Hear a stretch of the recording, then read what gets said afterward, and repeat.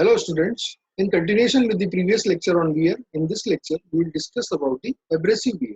So abrasive wear generally takes place by two mechanisms. One is the plastic deformation and another is fracture. So abrasive wear occurs when asperities of a rough hard surface or any hard particle slides on a softer surface and damage the interface by plastic deformation or fracture.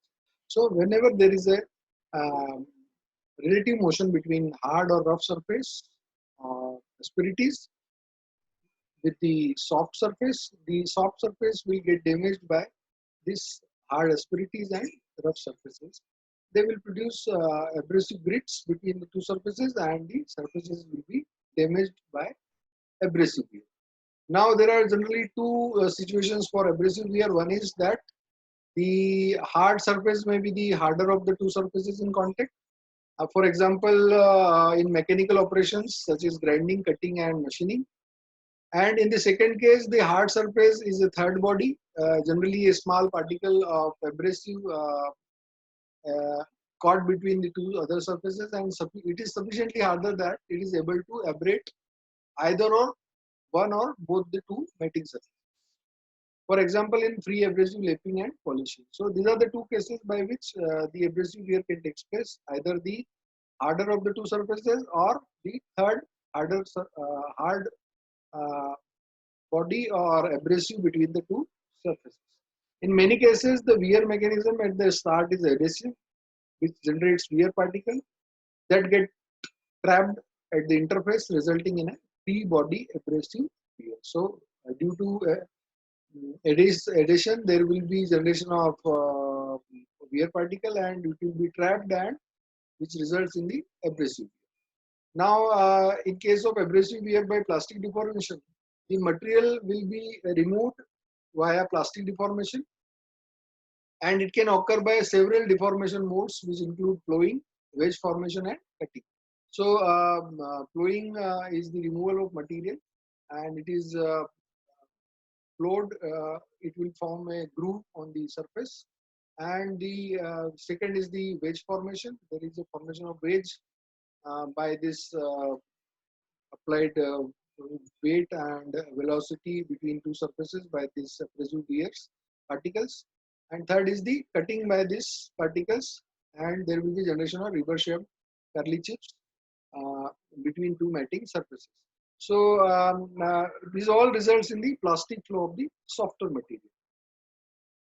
Now, in case of abrasive wear by fracture, when the ploughing occurs in the previous case, ridges forms along the sides of the ploughed grooves. So there are ridges around the ploughed grooves, and uh, regardless of whether or not wear particles are formed, these ridges become flattened and eventually fracture after repeated loading and unloading cycles. So after formation of these ridges, they will get flattened and there will be crack formation and cake initiation and crack propagation within these ridges, and there will be fracture takes place due to loading and unloading cycles. Now quantitatively we can define uh, this abrasive wear using different equations. So you can see the total volume of wear material displaced by all asperities is given by V equal to 2Wx tan theta by pi x, which is given by Rabinovich in 1995. And this is the figure which is clearly depicting the phenomena of abrasive wear by plastic deformation. And this is the contact length, the weight Tw, and this is the angle of attack d theta. This is a plastic groove material removed. These are the surfaces, the conical asperities, this is the depth of the cut, x is the contact distance. So similarly, abrasive wear by fracture is also given by equation given by Ivan and Marshall. And this equation will give the volume of wear per unit sliding distance. Similarly, other two expressions for lateral crack length and depth of the lateral crack is given by these two equations, which are again given by Ivan and Marshall. And The terms H by Kc included in these equations are the indexes of the brittleness, where H is the hardness and Kc is the fracture toughness. Of course, it is the resistance to fracture, or the energy required to do fracture after the crack initiation. N is the asperity, contact the surface with each carrying the load W. So N is the number of asperities in the contacting surfaces. You can see clearly this is a kind of abrasive surface and the adherent wear particles. So these are the wear particles produced during this abrasive wear process. So schematically, A is showing an abrasive surface before and after wear, and the figure B is showing the abrasive surface clogged by wear debris. So these are the phenomena of abrasive wear, and these lines are showing the wear abrasive surface before wear and after wear. Now, by looking at this graph, we can easily understand that wear coefficient.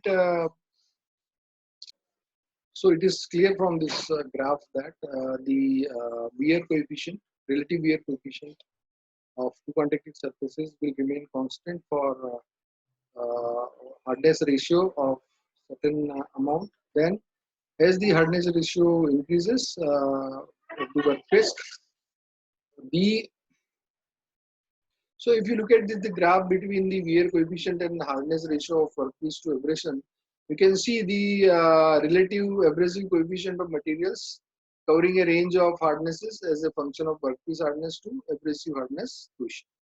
So as we are going to increase the hardness ratio, the relative wear coefficient will remain constant or unity, and after uh, it approaches the hardness ratio approaches the unity, it will start decreasing with a slope of negative slope of minus 2.5, and it again increases after we cross the hardness ratio equal to 1 with a slope of minus 6.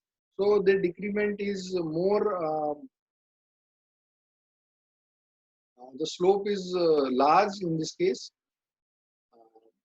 Negative slope is large, whereas